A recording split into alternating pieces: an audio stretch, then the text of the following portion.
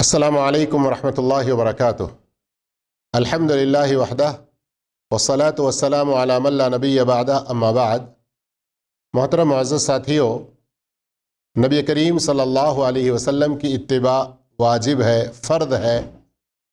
اس پر ہم پچھلے کچھ دنوں سے قرآن مجید کی آیات، نبی کریم صلی اللہ علیہ وسلم کی صحیح حدیثوں کی روشنی میں آپ صلی اللہ علیہ وسلم کی اتباع کیوں کریں اس کے بارے میں بھی جانا، اللہ کے رسول صلی اللہ علیہ وسلم کی اتباع کرنے سے فائدہ کیا ہے یہ بھی ہم نے جانا، اور ساتھ ہی ساتھ نبی کریم صلی اللہ علیہ وسلم کی اتباع کا مطلب کیا ہے یہ بھی پچھلے ہفتے میں کچھ باتیں ہوئیں۔ اس کا مطلب سیدھا سیدھا یہی ہے کہ ہمارے زندگی کے ہر کام میں جو نبی نے کیا، جو نبی نے بتایا، جیسے کرنے کے لیے کہا ویسے کرنا، اور جن چیزوں سے آپ نے رکنے کے لیے کہا ان سے رکنا، یہ ضروری ہے۔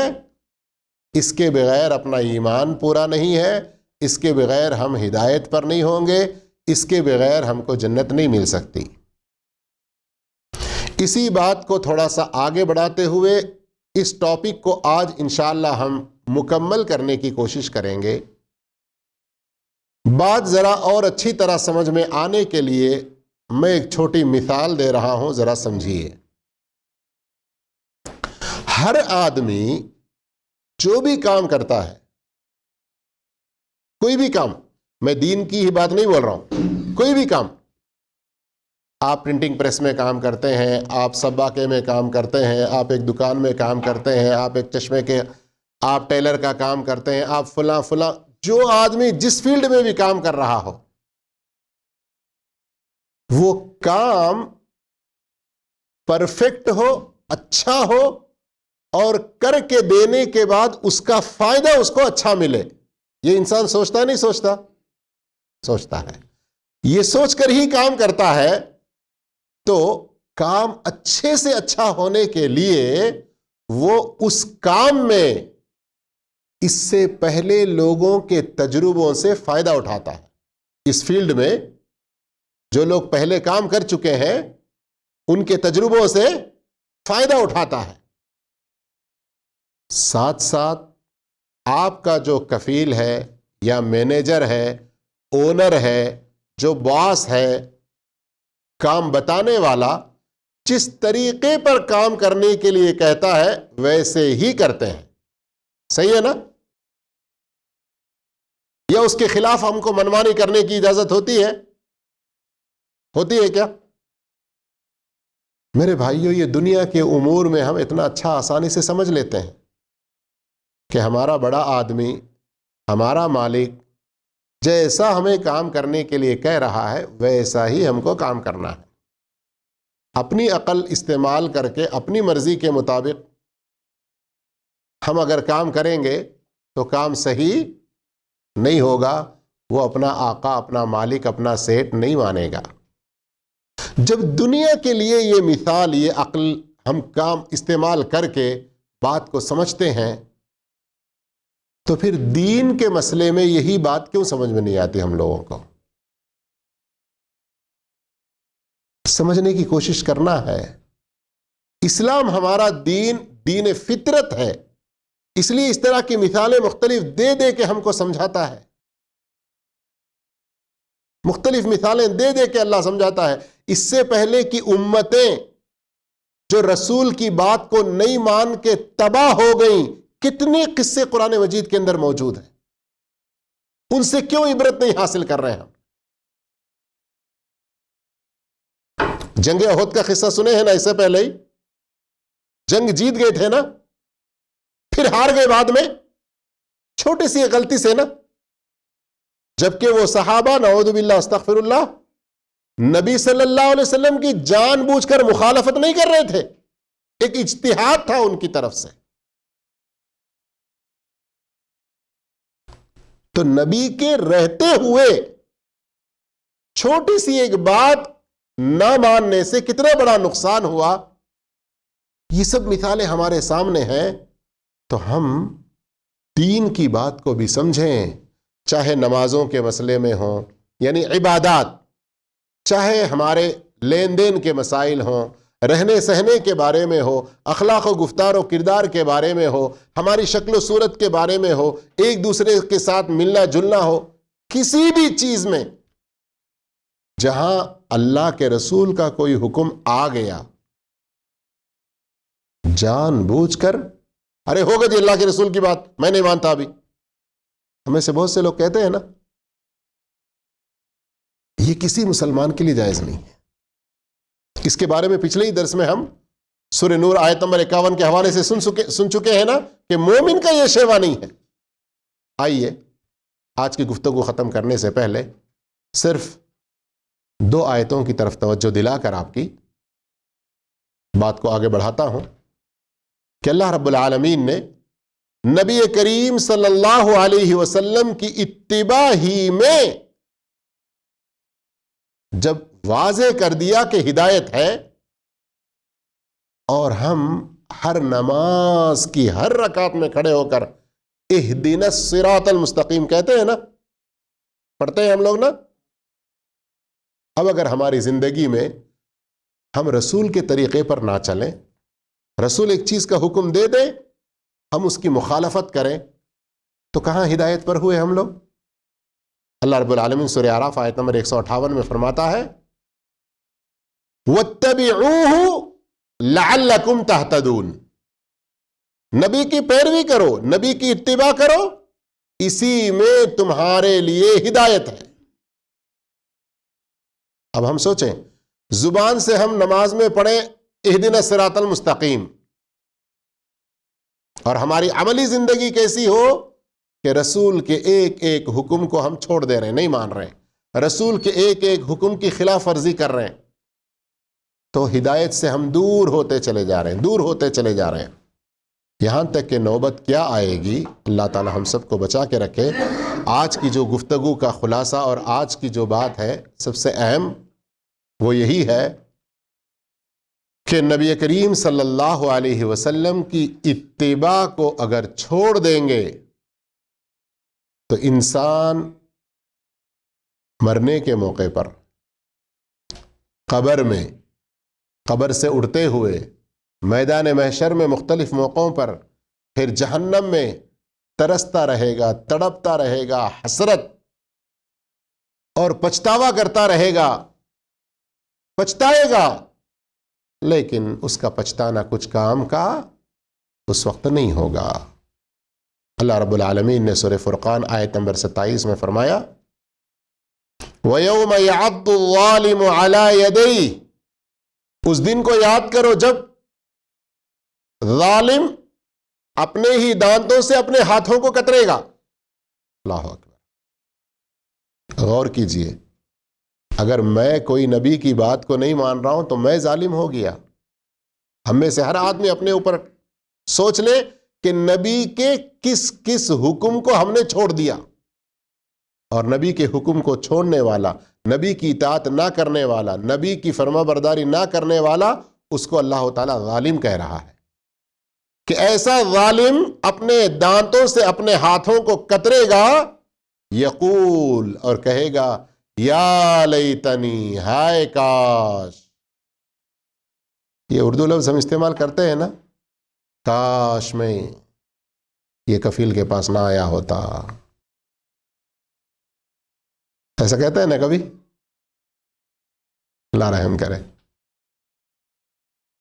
لیکن دنیا کے اندر سانس ہے، زندگی باقی ہے تو کچھ چانسز ہیں، ابھی تو نیا قانون آ رہا ہے کفیل ہلی ولی، ایسے ہی بنا رہے ہیں نا، کہہ رہے ہیں نا، لیکن جب مرنے کے بعد آخرت میں پہنچیں گے اس وقت کیا ہوگا؟ اے کاش، صرف پکار پکار کے اور افسوس ہی کریں گے۔ کیا کہیں گے؟ یا لیتنی اتخذت مع الرسول سبیلا، اے کاش کہ میں رسول کا راستہ اپنا لیا ہوتا۔ میرے بھائیوں، یہاں اس آیت کے اندر ہر ایک اس آدمی کے لیے جس کے سامنے رسول کی بات واضح طور پر آ گئی، یا تو وہ اپنی خواہشات کے پیچھے پڑ کے نہیں مانا، تکبر و عناد سے نہیں مانا، یا اپنے کچھ اور دوسرے بزرگوں، پیروں، مرشد، اماموں وغیرہ کی چکر میں پڑ کے نہیں مانا، جس کسی بھی وجہ سے نہ مانا ہو،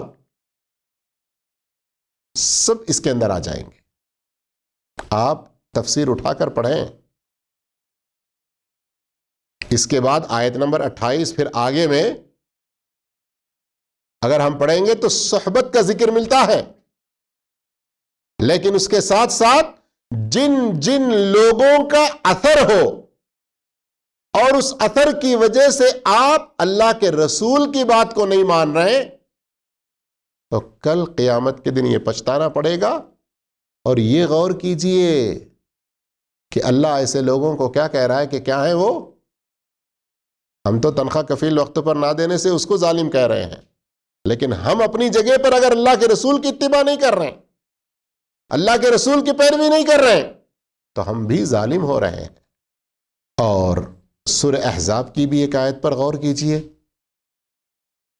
یہ تو اور خطرناک آیت ہے۔ اللہ اکبر! کس ناحیے سے خطرناک؟ آخرت کے عذاب کو اللہ رب العالمین ابھی ہمارے سامنے واضح کر کے بتا رہا ہے۔ اگر اب بھی ہم نہیں سمجھتے ہیں رسول کی اتباع اور پیروی ہماری زندگی میں کس قدر ضروری ہے، اس کو نہیں سمجھتے ہیں، تو کہیں ایسا نہ ہو کہ یہ صورت اور یہ حالت ہماری ہو جائے، تو پھر وہاں سے کیسے بچ پائیں گے؟ کیا ہے آیت؟ غور کیجئے۔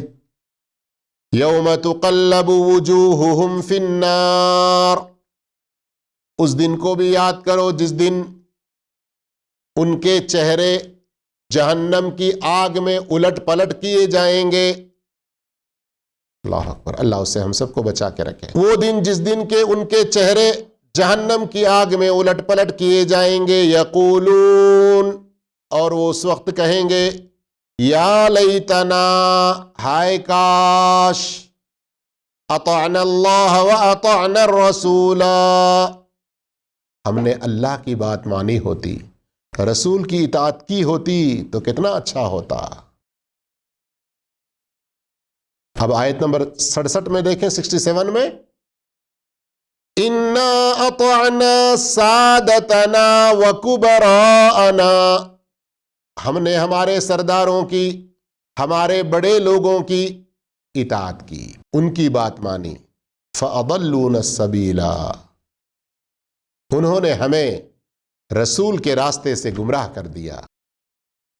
رَبَّنَا آتِهِمْ ضِعْفَيْنِ مِنَ الْعَذَابِ، اے اللہ اب ان کو تو ڈبل عذاب دے، وَلْعَنْهُمْ لَعْنًا كَبِيرًا، اور ان پر تو بڑی بڑی لعنتیں بھیج۔ لیکن یہ سب غصہ کا اظہار کریں ہم بچ پائیں گے جہنم سے وہاں اس موقع پر؟ اس لیے طریقہ ایک ہی ہے کہ ان آیتوں کو پڑھ کر ان سے نصیحت حاصل کریں، اس دنیا کی زندگی میں ہی اپنی آخرت کو بہتر بنانے کی ہم کوشش کریں، اور ان آیتوں کے سننے کے بعد اس مفہوم کی، اس سلسلے کی کئی ساری آیتیں، اور ہمارے ملکوں میں خاص طور پر، ہمارے ملکوں میں خاص طور پر ایک طرف اللہ کی ذات میں شرک، قبروں کی وجہ سے، اولیاء اللہ کی شان میں غلو کرنے سے، جہاں اللہ کی ذات میں، اس کی صفات میں، اس کی عبادتوں میں لوگ شرک میں پڑے ہوئے ہیں، ویسے ہی پیری مریدی کی چکروں میں پڑھ کر، اماموں اور بزرگوں کے چکروں میں پڑھ کر، میں نے یہاں جتنے سارے نام لیے ہیں ان میں 2 نام بڑے محترم ہیں، ان کی صحیح قدر اور صحیح عزت کرنا چاہیے، اولیاء اللہ اور ائمہ اکرام، لیکن ان کی قرآن و حدیث کی روشنی میں جیسی قدر کرنا ہے، جیسے عزت و احترام کرنا ہے، ویسے ہمارے علاقے میں اکثر لوگ نہیں کر رہے ہیں، غلو کے شکار ہوئے ہیں، غلو کے شکار ہوئے ہیں، جس کی وجہ سے یہ آیتیں ہم ان لوگوں پر فٹ ہو جائیں گی جو ایک طرف اللہ کی بات کو نہیں مان رہے ہیں، دوسری طرف اللہ کے رسول کی اطاعت میں کوتاہی کر رہے ہیں، اور ان دونوں اطاعتوں میں کوتاہی ان میں غلطی کرنے کی وجہ سے ہے۔ اللہ کے رسول صلی اللہ علیہ وسلم نے اولیاء کے بارے میں کیا فرمایا؟ حدیث قدسی ہے صحیح بخاری کی، من عادى لی ولیا فقد آذنتہ بالحرب۔ اللہ کہتا ہے کہ جو میرے کسی ولی سے دشمنی کرے میں اس سے اعلان جنگ کرتا ہوں۔ اللہ کے اولیاء کی یہ شان ہے۔ لیکن اللہ سے جو مانگنا ہے، اللہ کے لیے جو خاص عبادتیں کرنا ہے، آج قبروں پر اولیاء کے نام پر ہو رہی ہیں، اور علم والوں کے بارے میں، علماء کے بارے میں، اماموں کے بارے میں اللہ کے رسول صلی اللہ علیہ وسلم نے کیا فرمایا؟ ان من اجلال اللہ تعالی اکرام ذی الشیبۃ المسلم وحامل القرآن غیر الغالی فیہ والجاف عنہ۔ اس کے اندر دو باتیں آئیں، وہ مسلمان جو عمر دراز ہے اس کی عزت و تکریم کا حکم اللہ کے رسول نے دیا، اور دوسرے وہ قرآن والے لوگ، وہ حاملین قرآن، وہ علماء کرام غیر الغالی فیہ والجاف عنہ، جو نہ اس کے اندر غلو کرتے ہیں نہ علم حاصل کر کے بے عمل بنتے ہیں۔ ایسے لوگوں کی بھی عزت و تکریم کرنا یہ اللہ کی شان اور اس کی بڑائی، اس کی عظمت کے اعتراف کا ایک حصہ ہے، ایک حق ہے۔ لیکن ہم فلاں پیر کو مانتے ہیں، فلاں بزرگ کو مانتے ہیں، ہم نے فلاں امام کے ساتھ بیعت کی ہوئی ہے، ہم فلاں کو مانتے ہیں، یہ سمجھ کر اللہ کے رسول صلی اللہ علیہ وسلم کی کوئی صحیح حدیث آ جائے پھر بھی ہم اس کو پیچھے چھوڑ دیں اور اپنے کسی پیشوا کو ہم آگے رکھیں، تو اس کی تعلیم نہ ائمہ نے دی اور نہ ہی قرآن و حدیث میں۔ خود امام ابو حنیفہ رحمہ اللہ کیا فرماتے ہیں؟ اذا تعارض قولی بقول النبی صلی اللہ علیہ وسلم فاضربوا قولی بالحائط۔ میری کوئی بات اللہ کے رسول صلی اللہ علیہ وسلم کی بات سے ٹکرائے تو میری بات کو دیوار پر دے مارو۔ اور اسی طرح سے امام مالک، امام شافعی، امام احمد بن حنبل، امام سفیان الثوری، امام اوزاعی اور دیگر کئی ائمہ کرام کے اقوال ہیں۔ تو میرے بھائیوں، یہ سورہ فرقان آیت نمبر 27، سورہ احزاب آیت نمبر 66 کو اچھی طرح سے ذہن نشین کریں کہ نبی کریم صلی اللہ علیہ وسلم کی اتباع کے بغیر، آپ کی پیروی کے بغیر ہمیں دوسرا کوئی چارہ نہیں ہے۔ اگر ہم اس میں ابھی بھی کچھ کوتاہی کرتے ہیں تو آخرت میں بہت پچھتانا پڑے گا، بہت پچھتانا پڑے گا۔ نبی کریم صلی اللہ علیہ وسلم کی صحیح حدیث جو صحیح بخاری اور مسلم وغیرہ میں آئی ہوئی ہے، غور کیجئے۔ آپ صلی اللہ علیہ وسلم فرماتے ہیں انا فرطکم علی الحوض، میں حوض کوثر پر تمہارا انتظار کر رہا ہوتا ہوں۔ آپ صلی اللہ علیہ وسلم اپنی امت کو پہچانیں گے، اپنے دستے مبارک سے حوض کوثر کا پانی پلانا چاہیں گے، لیکن لوگ آتے رہیں گے تو ان میں سے کچھ ایسے بھی لوگ ہوں گے جن کو بائیں طرف دھکے دے کر ہٹا دیا جائے گا۔ نبی صلی اللہ علیہ وسلم کہیں گے یہ میرے لوگ ہیں، آنے دیں، میں انہیں پانی پلاؤں گا حوض کوثر کا۔ تو کہا جائے گا انک لا تدری ما احدثوا بعدک، آپ نہیں جانتے کہ آپ کے بعد انہوں نے کیا کیا بدعتیں ایجاد کی، آپ کے دین کے اندر کیسی کیسی تبدیلیاں کی، اور کن کن غلط راستوں پر چل پڑے۔ یہ آج آپ کے دستے مبارک سے، آپ کے اس حوض سے پانی پینے کے حقدار نہیں ہیں۔ سوچئے ذرا، دنیا کے اندر آپ سخت پیاسے ہوں، کسی کے گھر کے سامنے جا کر ایک گلاس پانی آپ مانگیں اور آپ دیکھ رہے ہیں کہ وہاں ٹھنڈے پانی کے وہاں پر ساری سہولتیں موجود ہیں، لیکن وہ آپ کو دینے سے انکار کر رہا ہے. کہ دنیا کے اندر کا معاملہ دیکھ لیں آپ، ہو سکتا ہے کہ آپ کسی اور جگہ چلے جائیں گے. آج کل کے سعودیہ جیسی جگہوں میں، خاص کر زلفی جیسی جگہ میں پانی کی کتنی فراوانی، الحمدللہ.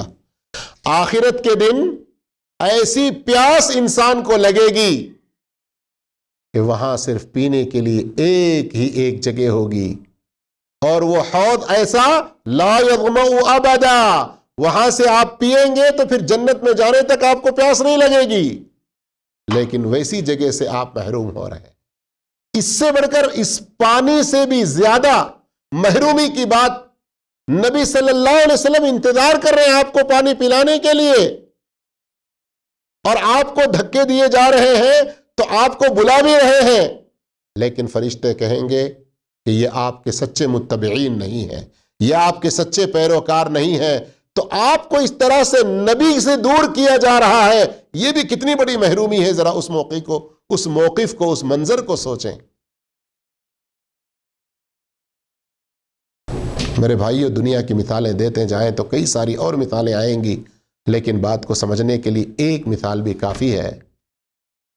ہم جو بھی عمل کریں، دو چیزیں اگر اس کے اندر نہیں ہے، وہ عمل قبول اللہ کے پاس ہرگز نہیں ہوگا. نمبر 1، اخلاص. جو بھی کام کریں کس کی رضا کے لیے کریں؟ صرف اور صرف اللہ کی رضا کے لیے کریں.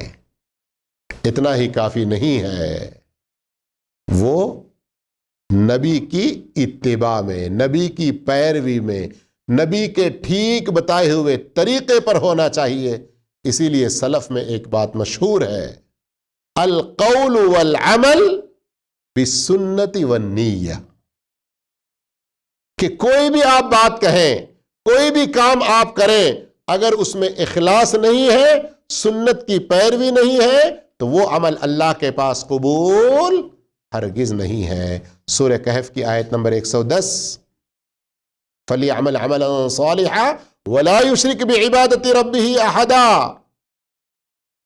یہ بہت بڑی دلیل ہے، یہ بہت بڑی دلیل ہے. اور اسی طرح سے سورہ محمد کی آیت، اطیعوا اللہ واطیعوا الرسول ولا تبطلوا اعمالکم. اللہ کی بات مانو، رسول کی سچی پیروی کرو، اور اپنے اعمال کو برباد نہ کرو. تفسیریں اٹھا کر دیکھیں آپ تو وہاں ان دو آیتوں کی تشریح میں یہی بات ملے گی، الاخلاص والمتابعہ. سچی نیت ہو اور سچی تابعداری ہو اللہ کے رسول صلی اللہ علیہ وسلم کی، تبھی وہ عمل اللہ کے پاس قبول ہوگا. میرے بھائیوں، خلاصے کلام میں اگر ہم کیا کہتے ہیں اس کو، آج کل سب جگہ پر کیا ہے، شارٹ اینڈ سویٹ. ہاں، بات تھوڑی سی ہو اور فائدے والی. یہ سب آیتیں آپ کو یاد نہیں، سب حدیثیں آپ کو یاد نہیں، تو کم سے کم اتنا سوچ لیں. ہمارا کلمہ کیا ہے؟ کلمہ طیبہ کس کو کہتے ہیں ہم؟ لا الہ الا اللہ محمد رسول اللہ. اتنا تو معلوم ہے نا، لا الہ الا اللہ پڑھ رہے ہیں، یہ اخلاص کی دلیل ہے. محمد رسول اللہ پڑھ رہے ہیں، یہ اتباع کی دلیل ہے.